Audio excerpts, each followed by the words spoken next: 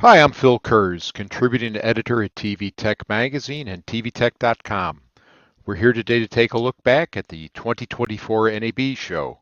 I'm joined by Cy Hawkins, Director of Sales Strategy and Business Acceleration at Ross Video. Before diving in, I want to remind you that we will be taking your questions during this conversation. Feel free to submit them as they come to mind, and we'll get to them over the course of today's video. Cy, thanks for being here. Let's get started. Yeah, no worries. Great to see you, Phil. Hope everything's all good. Yes. So let's talk about this year's NAB show attendance for a moment. The numbers of registered attendees appear to be down by about 5,000 compared to the previous year, but up from the first year after the pandemic. The interesting thing in my mind was, according to NAB, more than 50% of attendees were first-time show visitors. What does that say about the show and the industry in general? Yeah, I think it's always fun seeing the NAB numbers. I always you because you get a kind of vibe, when you're at the show as to how you feel it was. And I'm not surprised the numbers were down. It did feel a little quiet in some places. And I noticed that I'm sure that lots of folks on the call have seen this too. In the back of some of the halls, they had lots of tables and chairs, which was great for us all to go and sit down and have meetings and stuff. But it did mean that there were areas of the hall that used to be full that were now full of tables and chairs. So I did get that vibe that the numbers were down a bit, but they were very clever about how they organized the stands because they had a lot of big players, important players, right at the front of every hall. So it felt very busy as you walked in. Certainly where we were in South Hall, the bottom of the stairs there was a lot of people all the time, which was great. But regarding the demographic, I think it was clear that they were trying to target a slightly different group of folks this time. There were lots of sessions that were more focused around content creation and kind of post production, but not from a broadcast perspective, but more for individual users, content creators. How am I going to leverage this technology for my YouTube channel, my TikTok, and that kind of thing? And there was definitely a feeling that it was a younger crowd, and that was also shown through the keynote speakers as well. On the last day they had Casey Neistat, the YouTuber, who gave a very interesting talk. But it was I was looking down at the crowd, and it was lots of young folks who were looking to him as somebody inspirational from the content creator world, but it wasn't so much from a broadcast perspective. But yeah, interesting. There was also, I think, in those numbers was something about the international visitors being up as well, right? So you continued to see broadcasters, though, obviously at Ross. You have Oh, of a lot of course, broadcasters. You're yeah. right. Yeah, I mean, all of the key players were there, of course, and we found that, and this is ever since the pandemic, that the delegations you get from the major broadcasters are just a little bit smaller. They're still sending people, and even international European and Asian customers are coming, but they're not coming en masse. Perhaps they're sending two or three key players from their organizations come, but we're still having those important conversations with our key customers for sure. But I think the overall, perhaps the angle from NAB themselves is they're trying to target this different Right. demographic. Right. One of the biggest, the most prominent attractions at the show had to be AI and generative AI, uh, and as well as the cloud. Do you have any takeaways with regards to those? I mean, yeah, I mean the AI thing is huge. We could probably spend an hour just talking about the implications of AI. It's as I walked around the hall, there was one section where they had a bunch of these pots, each with a different topic, and visitors were dropping ping pong balls into the pot that they thought was the most important one, and the AI one was overflowing with balls, and all the others were pretty much empty. So it was clear that that was the hot topic from the show. And yeah, there are all kinds of, from a manufacturer perspective, many of the smaller booths were AI based products of some kind or other, or leveraging AI in some way. Um, but I think the big announcement, I suppose, from the Gen AI perspective was the Adobe Sora stuff. So that's the creation of synthetic media in video now on a sort of ready to go platform that's easy to use, much like the Firefly stuff that they've been doing for still images. So I think there's all kinds of interest in that. People basically looking at the technology, looking at the demos, and thinking, how can I leverage this for my business? What does this mean for me? Because I think with the AI stuff, there really is two sides. There's the technology side, which all of us, a lot of us are technologists in this industry, and it's just interesting and exciting to see this new technology come through and ramp up so quickly. But the question remains: how can we leverage it, and what does it mean for adding value to business? And that question, I think, is still up in the air for a lot of folks. But this was a great show to come and see some of the potential of that technology. Did you get any feel for how Gen AI might take shape when it comes to news? Yeah, I mean, it's a difficult topic for news, especially. These are organizations that have built themselves on being trustworthy, and speaking the truth to their consumers. And so generative AI is a pretty scary thing, I think, when it comes to news. But there are all kinds of ways that it can be leveraged in the short term. I think there's lots of stuff around using AI algorithms for the tagging of metadata, for example. I think is very interesting in a sort of practical usage.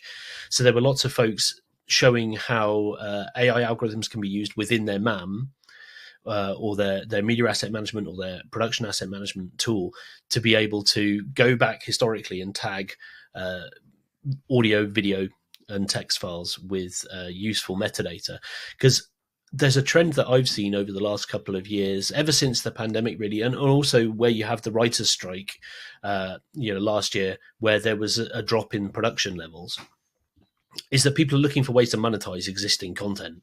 And so I think that's one way that AI can really be quite exciting in the short term, is organizations that hold a lot of their own content can go back through those archives, uncover media that they perhaps didn't realize they had or didn't know they could monetize, and find ways to monetize that. I suppose if you're thinking about news, they spend a lot of time and money on stock video and stock graphics that they can use in stories. Well, there's two things there. One is, yes, you can leverage AI to perhaps get quicker access to existing content that you already own.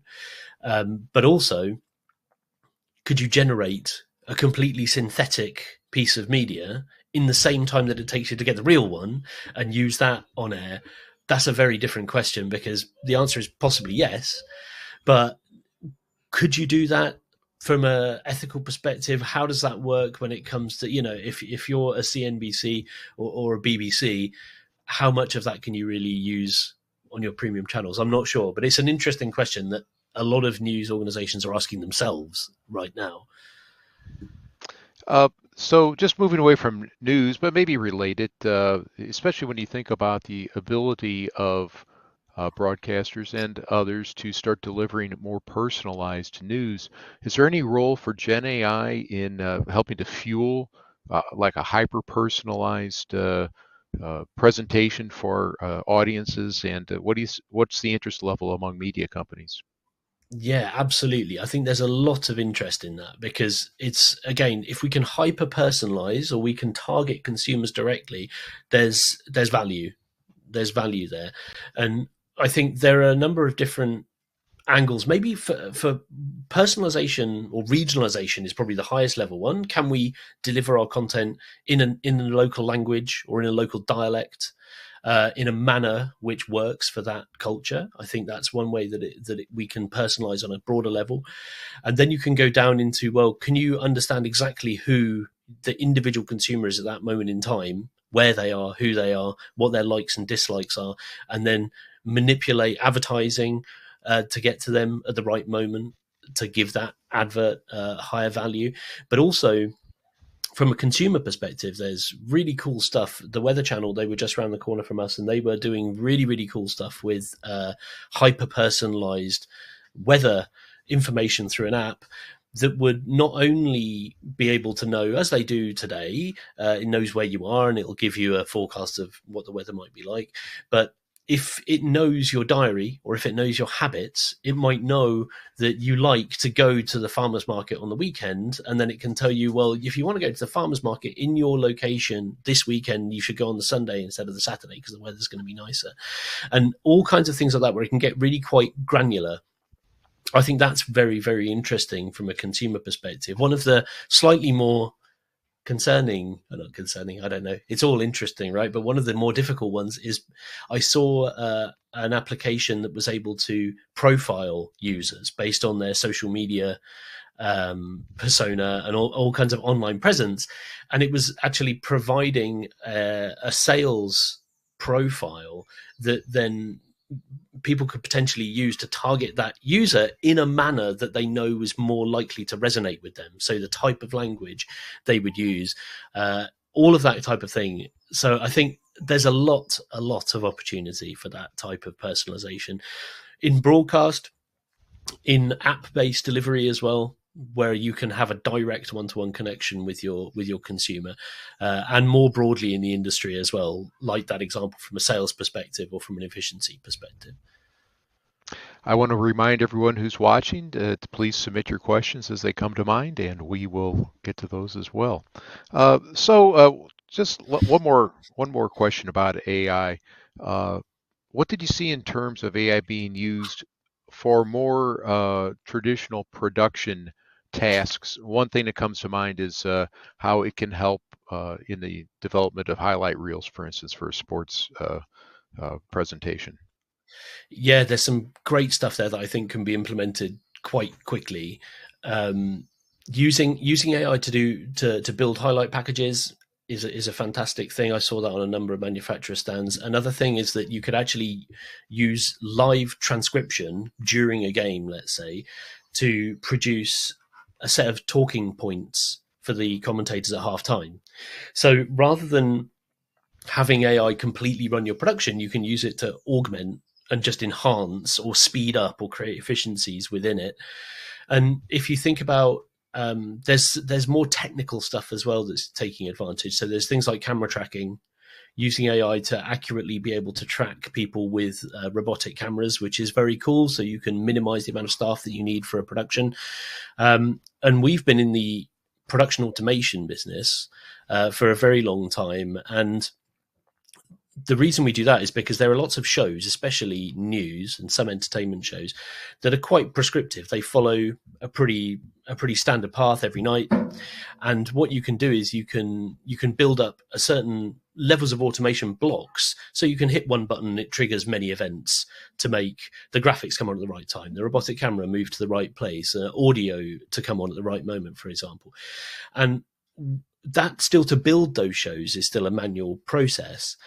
And what I'm thinking that AI can come in there is that it can analyze how you've been doing those kind of shows and tweak and improve.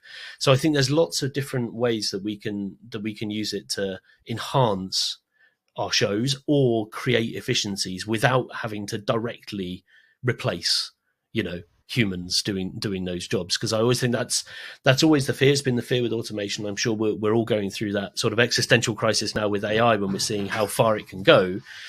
But especially in news, where you need to have that level of oversight, you need to make sure that what you're delivering is accurate. And so there's always going to be that human element. So I think that's where AI is going to be the most useful in this kind of short to medium term, is where we can use it to augment existing processes and streamline things. We have our first question from the audience, from Paul. He would like to know, what was the most surprising product, technology, or insight you discovered at this year's NAB show? And based on what you saw this year, what do you think we might see next year at the show? Well, I think one thing that I saw everywhere, which I found very, very interesting, and I'm yet to fully understand the application, but it's very cool, is XR. So not XR from a virtual studios perspective, which is how I would position it, extended reality in virtual studios. Right. But I'm talking about the Apple Vision Pro goggles, which almost every stand that could find a reason to use them was using them. One that was directly related to my world in live production was there was a manufacturer showing a kind of virtualized production control room, where you put on your Vision Pro and all of the different screens and control devices were displayed for you virtually, which I'm sure has some application, but it's very, very cool. And so that was probably the most surprising one that I saw, was the use of those XR goggles everywhere. I'm still not convinced it's gonna take off. But one of the other things that I really felt going around the show this time, I managed to spend quite a lot of time walking around and looking at other manufacturers, was that it was almost a return to business as usual in a way. There was a lot of, I think there were fewer kind of net new products on show and more feature enhancements to kind of bring everybody up to speed. There was a lot of 2110, so there was a lot of IP 2110 being added to existing products and improvements of the kind of IO counts that we can get from that and the supported formats and so on. There was also more folks getting back into hardware, because I think the last kind of two NABs I would call like the cloud NABs, and every product had to be cloud enabled, and there was a huge amount of cloud stuff. But I got the feeling this time there was a sort of reality check that there's a lot of broadcasters out there across the world that still need to upgrade their studios or extend without having a major transition, which it is to go from an SDI infrastructure to a cloud one. So there, I did notice a kind of return almost to a couple of years ago, new SDI, HD SDI, UHD products coming out onto the market. And yeah, so it was AI, extended reality, and this kind of return to some broadcast hardware. Those were the big things. I think next year, the cloud production side, I know that cloud is already a pretty well established thing for playout. But I think next year we'll probably see a more defined and a more complete portfolio of products for live production in the cloud. Once we've worked through some of the current issues with latency, which is a big blocker to complete cloud workflows. And I think the one thing that I did see at the show this time, which I think is a really important component of that, is the cloud to consumer workflows. So if we want to find ourselves in a completely dematerialized future where we don't need any hardware on site, we need that full workflow, so we can go from acquisition of light and sound to the cloud, do everything we need to do up there, and then go straight to our consumers without having to come back down again. So there was lots of interesting discussions about that, and I feel like next year that's going to be the one where we're seeing all of that stuff for real with more concrete products. We have another question from one of our viewers, Ryan, who wants to know how efficient is voice control in the control room. And he mentions that he saw a demo or a keynote addressing this during Yes, a yeah, keynote. we did a tech demo of that at our keynote. It was our 50th anniversary this year at NAB, and so we did a little special presentation at our keynote. In fact, we had our founder John Ross come, which was very, very cool for him to be there and see what his company has grown into now. It was great. And yeah, one of the sort of nice little things that we showed during that keynote was a completely voice controlled Carbonite production switcher. And it was using a combination of different technologies to enable that, but it was using some AI to do the full voice detection and transcription, and then we're taking that transcription and converting that into actions that were triggering events on the production switcher. It was a tech demo. I think we wouldn't probably trust it live necessarily yet. The main component of that was the use of an AI large language model that had to exist in the web. So you were actually relying on a web browser connected to the internet to do that work. But if that could be offline, or you could create a transcription and a language recognition to transcription model that you could completely control and you felt was secure, then I don't think there's any reason you couldn't do it. And I think probably, again, it always comes back to a human thing as well. It's probably a realistic thing to do, but you're also relying on a human then saying the right thing at the right time. And if you've set up that kind of level of automation, if your director says something, it's going to happen, right? And so I know there's always that fear that you throw to the wrong camera. I think that would be even easier if you could just say it. So technical directors don't have anything to worry about at the moment? I think they're probably okay. I think they're probably okay for now. I think they're okay for now. Okay. So you brought up IPs. I would like to pivot over to signal transport. There's so many options for facilities these days, not only SDI in the baseband world, but all manner of IP protocols and standards. Were there any developments in that area at NAB that caught your eye? Yeah, I think it's an interesting one, the IP thing, because we called it a transition. We were all going to move from SDI to IP. And Ames had a vision of this completely dematerialized future with no hardware in it whatsoever. And we're realizing now, I think the practicalities of that is it's not quite that simple. There's an awful lot that needs to be done to go through that transition. But what I did see at the show was more and more products supporting 2110. Almost every product now has a 2110 option or is entirely 2110 native. And so that's good for broadcasters because it means they have choice. And I think that is the most important thing while we're in this halfway house, is that people have choice to be able to do what they want to do. And you can create a pretty reliable 2110 island should you wish to. And there are products like ones that we make that let you bridge between those two worlds so that you can create a little IP island. You can test on that and you can work with that without having to make a full transition and keep your SDI portfolio of technology working. And that's the thing. I think that moving the tech stack from an IP infrastructure to an IP one is very, very complicated. It's a very big lift, not only from a practical perspective and the technology and the associated cost, but it's a different skill set too. So whilst we are the manufacturing side, we're bringing that technology to the market. It's not always the case that every broadcaster has the necessary skill set within their engineering teams to implement that. So there's a change having to go on there as well. And I think, especially, I'm here in the UK, but I've worked in the EMEA market in the past, and it's a very different thing when you move country to country. And I think that's what helps us in a way from a manufacturer perspective. It's not like someone flipped a switch and we went from SDI to IP.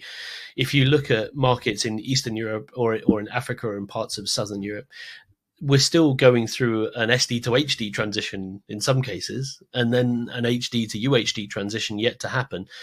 And so I think the IP question is in the mind of anyone building a new facility, of course. But now there's even more questions like, well, maybe if we're on HD in SDI now baseband, do we want to go to IP? What's the advantages to that? Or can we start to look at purely software-based, compressed workflows?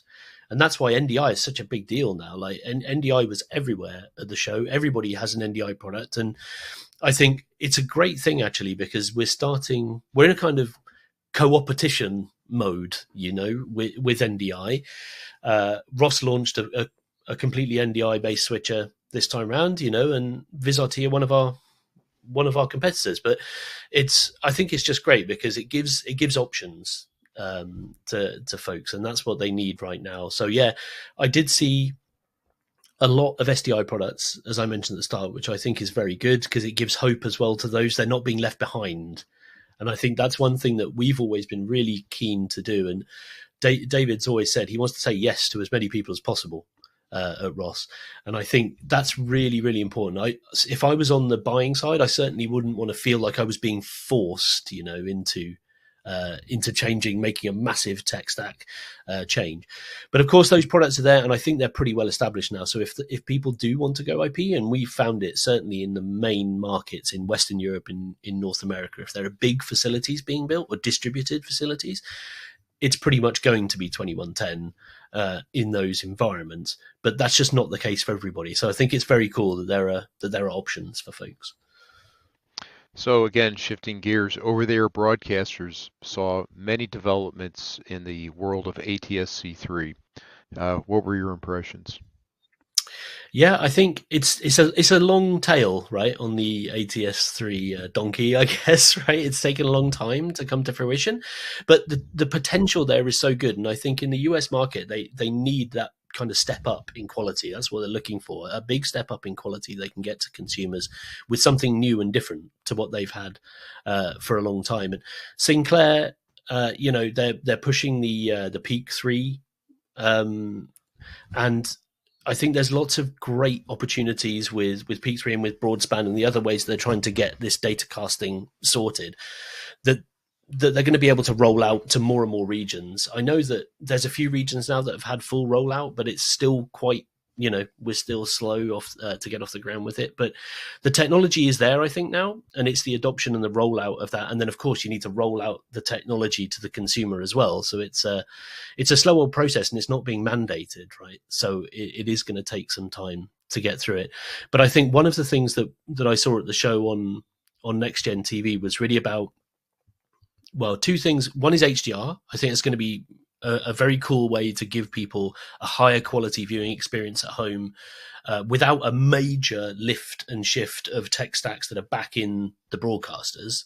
So we can enable HDR fairly easily and get that out to customers. But also it's the feedback loop that you're going to get from ATSC3 as well. So when, to get back to your hyper personalization stuff, if we can understand who our viewers are and what they're watching and when, it gives the ability to have a much closer relationship with the consumer. And so I think that's what ATSC3 is going to bring as well. It's the quality and it's the connection with the consumer. So yeah, interesting stuff. And I'm sure that next year that adoption will be much, much higher, and there'll be more stations rolled out by the time we get around to NAB 25.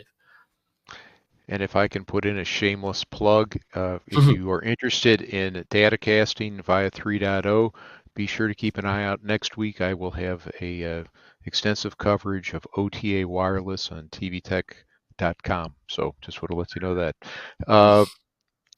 Well, okay, so we talked about 3.0. What about 5G and 5G broadcast? Oh, I'm very excited about 5G. I think of all of the technologies, I think 5G could be the most transformative one, because a lot of the other stuff that we're talking about at the moment is kind of transport, right? We're moving video around in different ways and we're processing in different ways. But at the end of the day, it's about making television, and you need acquisition of light and sound in a place, and then you need talent talking about that event, right? That's basically what we have in TV. And so how can we shorten and simplify the tech stack as much as possible to enable the creation of more television faster and to a higher quality? Well, I think 5G could be a major enabler for that, because if we can create a private 5G splice network in a location for a period of time, it's going to be cheaper than leasing fiber. It's going to be cheaper than rolling huge amounts of trucks out to locations or having to buy public internet bandwidth. But at the same time, it's the simplicity that I think is really exciting. I saw all kinds of 5G modules that are going to be able to take light and sound from cameras and microphones directly up into the cloud, ready to be processed. And so that's the shortcut that I can see to getting us into this dematerialized world. And I heard, I think it's one of our friends from SVT in Sweden, who's always pushing the boundaries, saying that he could see a vision where his organization would only have a 5G network. So even in the main offices, they wouldn't have a network or wireless APs or anything. They would have everybody with a 5G SIM that's connected to their private secure network. And then journalists, they could be in the field or in the office and they'd already be on that same network. And if you level that up when they're filming a 25 camera football game, perhaps that could be done in the same way, with every camera with a 5G connection that goes back up into their private cloud, ready for processing by a distributed team of workers who could be editing, doing replay, mixing the show, doing audio from their homes, if they wanted to do it that way. So I think that 5G future is very exciting. And I did hear that France Television and NBC Universal Peacock will be doing some very cool stuff with 5G for the Olympics. And I think a lot of this cool tech will come to the fore during the Olympics, where they're going to be filming more hours than ever of Olympic sporting content and rolling that around quickly to generate all kinds of post-produced content based on that as well. It's going to be very exciting and filmed in ways that they couldn't film before. I think because we have surfing this time, I think I even saw they're going to have 5G connected cameras on the water coming back on 5G, which is pretty cool. I think there's great use of that technology, and it's pretty exciting stuff. Well, that gets right to the heart of media workflows and the transition from a kind of a hardware base to up into the cloud. Were there any other noteworthy developments at the show with regard to media workflows that caught your eye? Yeah, I think moving moving more and more of those workflows to the cloud is very interesting. I think I saw again some of the camera to cloud stuff that Adobe are doing with Frame.io is really very, very cool. And now they have video for that same thing, so we're able to get rushes. If you're talking about post-produced content, you can get rushes up into the cloud almost instantly for review. That's very, very exciting. On the MAM side, I think there's all kinds of very cool stuff that we can do with AI that I touched on earlier, digging into existing archives, understanding our content better than ever before, tagging that content in ways that we've not been able to do before, and also being able to search in new ways. So using real language to ask for a certain type of clip. You can even ask for a certain type of clip with a mood, and it will be able to analyze the content and tell you, is it a happy speech, or is it a sad speech, or what was the weather like in the background of that shot? Like all kinds of cool stuff like that, that we can leverage the cloud for and leverage AI to improve speeds and improve access for those things. I think the distributed workflow stuff as well, like in live production, we've been doing Remy for a very, very long time, but I think what we're talking about now is a slightly different thing, where if you can bring the latency down enough or have clever ways to move live video around up and down from the cloud, you can give people complete freedom to work wherever they need to work. You can have a workforce that's made up of the most talented people that you have, regardless of where they happen to be at the moment you are making that show, and get your content to them at a very low latency, allow them to work. So I think that kind of stuff is really, really cool. And that technology is now here and working. And so I think those kind of live video workflows are top of mind for a lot of broadcasters. When you bring that up, that makes me think that the broadcasters, OB companies, will be able to reduce the resources that they have to send to a venue, maybe eliminate them entirely. I guess that would be perhaps a goal in the future. That must speak to the whole push for sustainability internationally, and I know that in the U.S. it's probably going to be coming on. What are your thoughts about the sustainability and what we saw at the show? Yeah, so if I get on my soapbox for for a second, I always find the trade shows are really it's a very wasteful event, right? If you're looking at it from a sustainability angle, it's not a great showcase for what we're trying to do in the industry. So it always feels a little bit two-faced, because we're at this very, very wasteful event trying to talk about sustainability. But I think it is good that it's on the agenda.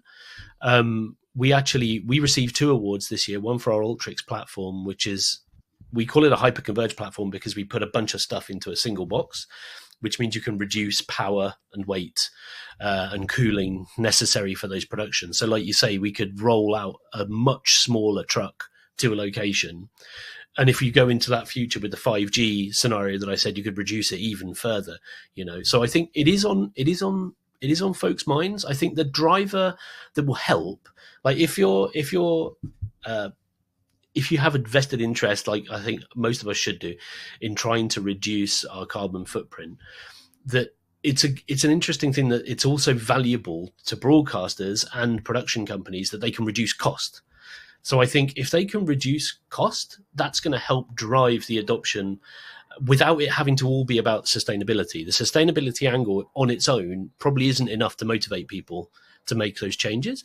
But if they can save money at the same time, then I think that's very, very cool. Because I think it's important that we don't just pay lip service to it and use it as a business driver, but that we all actually do care, and we're making best efforts to try and reduce that carbon emission wherever we can. So I think there are technologies out there that can massively reduce the footprint for rolling trucks to locations, reduce that weight, power consumption, cooling, etc.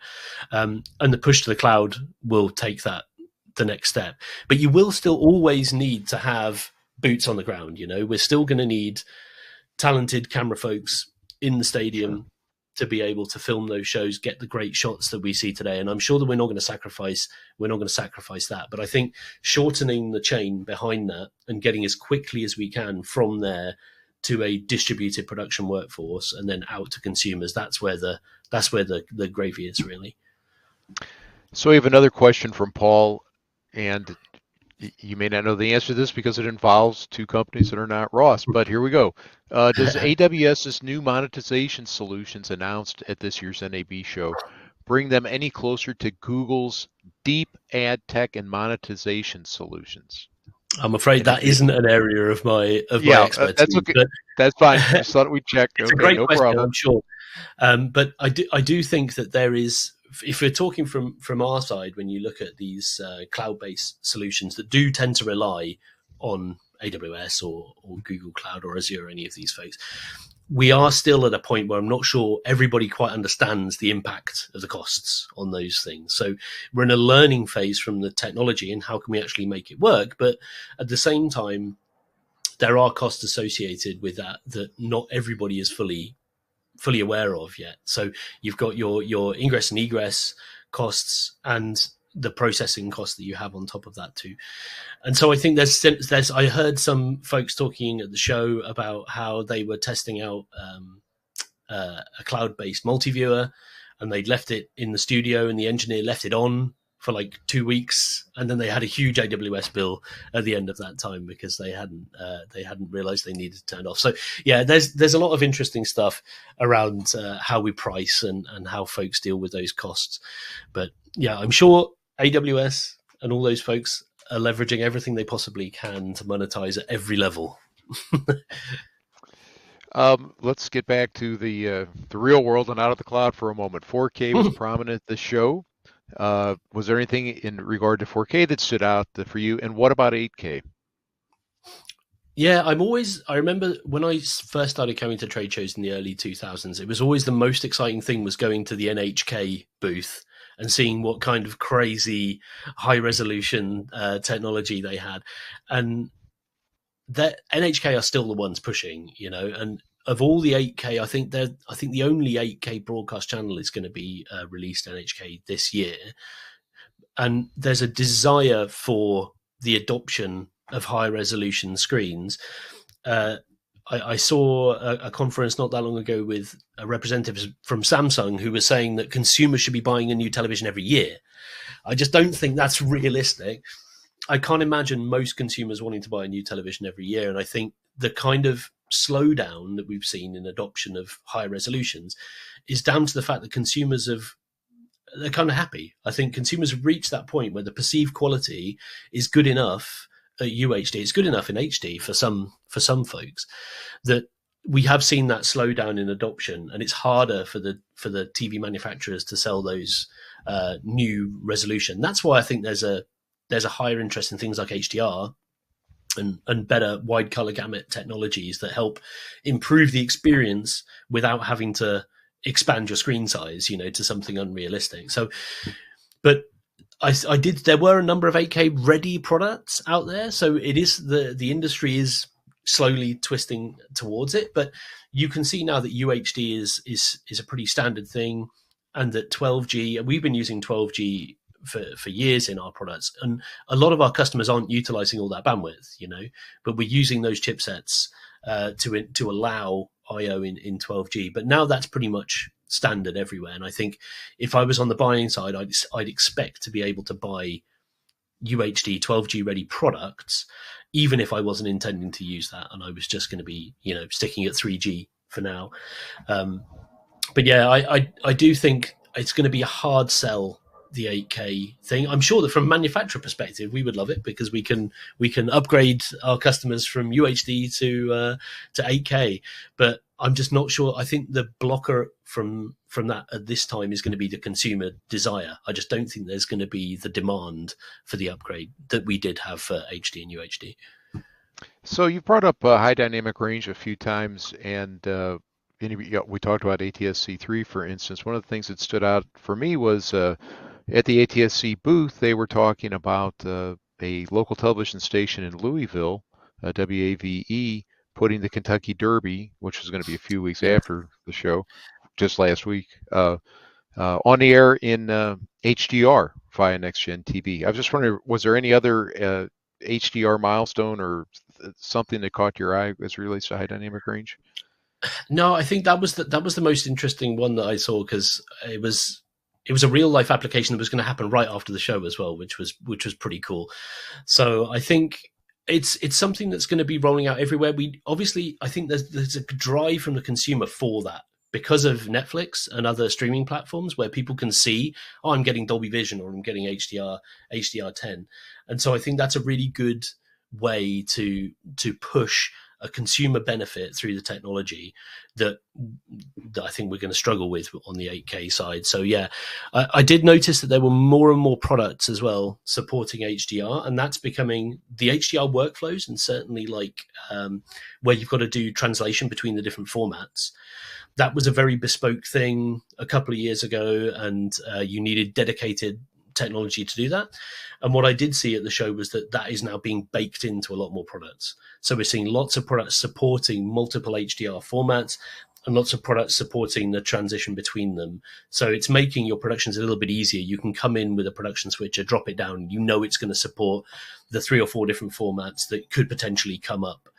And allow you to switch between them. So I think we're at a point now where it's becoming a pretty standard requirement, and so the technology has obviously followed that, and we're pretty much good to go from HDR. Have you seen also in that line the ability to convert between SDR and HDR and vice versa being built into more products because obviously broadcasters have to serve both audiences? Yeah, I think that is really important because you don't want to be switching between the two. So it can be quite a jarring experience for the consumer if you're switching between SDR and HDR between two back-to-back shots.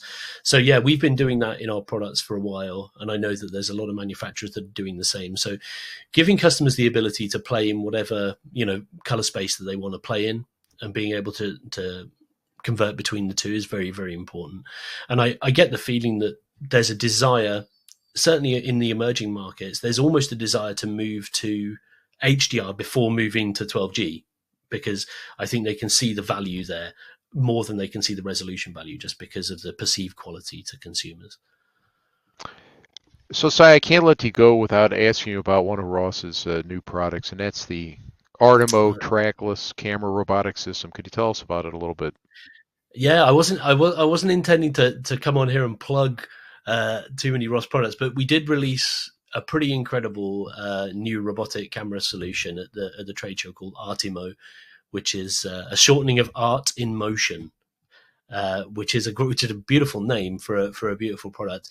It's a free roaming camera robotic system that can do both the kind of breathtaking beauty shots that you would get from like a tracked robot. So there's beautiful, smooth panning and dollying shots, but it can also carry a complete payload. So you can have a large prompter on there, talent monitor, and all that kind of stuff. And it can also go extremely high, so you can get kind of dolly-like shots with panning and motion as well. It's a very, very cool thing, and it also the product itself looks beautiful. So I highly recommend people to click on the link down in the handout section, go on the Ross website and take a look. And I'm sure that we'll be seeing these featured, just like we've had robots featured on the BBC News for many years. I think we'll have these featured in shot in productions, just because it looks like such a cool high-tech piece of technology. It's great. Well, that's all we have time for today. A quick reminder, you can stay up to date with industry trends by reading TV Tech and tvtech.com, where you'll find my articles and columns and those of all my colleagues. But before we go, I want to thank Cy Hawkins for taking out time to be here, and a special thanks to all of you for watching and all of your questions. See you next time around. Thanks all.